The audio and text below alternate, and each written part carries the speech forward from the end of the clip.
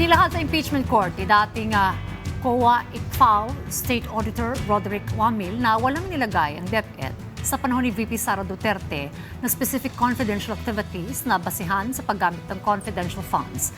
Dagdag pa niya, wala ring aniya siyang napansing ganito sa physical at financial plan ng ahensya sa ilang quarter noong 2023. Ang detalye sa report ni J.M. Thompson.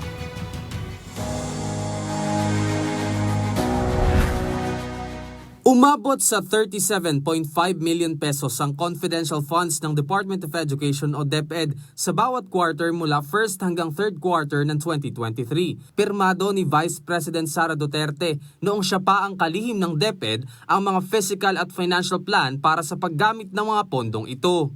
Mr. Witness, these documents that you're seeing now, there is an annotation approved by. What does approved by mean? Ang ibig sabihin po ng approved by ay inapprove po nung signatory dito sa box na ito yung contents of the physical and financial plan. And this is in all three documents? Yes po, ma'am. Okay. There appears to be a signature in these three documents. Whose signature is this?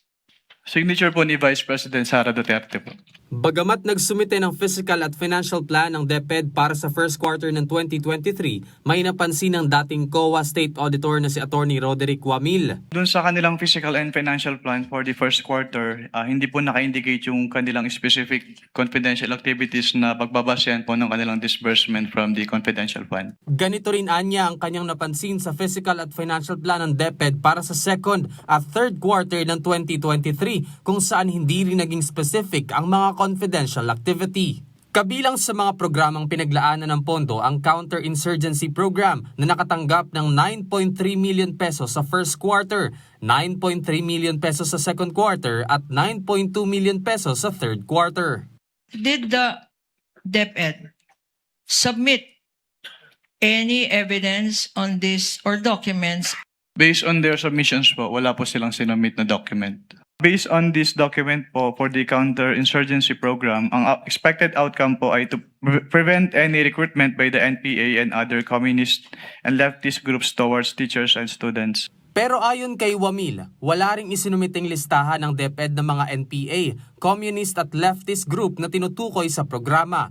Wala rin anyang isinumiting listahan ng mga guro at estudyanteng kabilang sa nasabing programa. Maliban sa counterinsurgency program, kabilang din sa mga pinaglaanan ng confidential funds ang abuse prevention and control within schools, anti-illegal activity operations at anti-extremist and terrorism program. Pero para sa lahat ng mga programang ito, sinabi ni Wamil na wala ring isinumiting supporting documents ang DepEd. Sa cross-examination ng defense panel, ipinakita ang isang Special Allotment Release Order o SARO mula sa Department of Budget and Management o DBM na nagpapakitang may confidential fund din ang Office of the Vice President noong 2014. Kinumpirma ito ni Wamil na naunang sinabi na si Vice President Sara Duterte lamang ang Vice President na kanyang na-audit habang siya ay nasa COA Intelligence and Confidential Funds Audit Office. Sa redirect examination, tinanong ng private prosecutor si Wamil kung mawawala ba ang obligasyon ng OVP na mag-liquidate ng confidential funds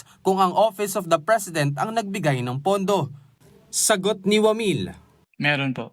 Ang grant ba ng confidential funds ng isang presidente to a vice president, this president in particular, to the vice president, does it exempt the vice president for accounting for the use of that confidential funds under your joint circular? No po. Ang confidential fund po ay public fund, so kailangan pong ma-properly account. J.M. Thompson, para sa Bayan.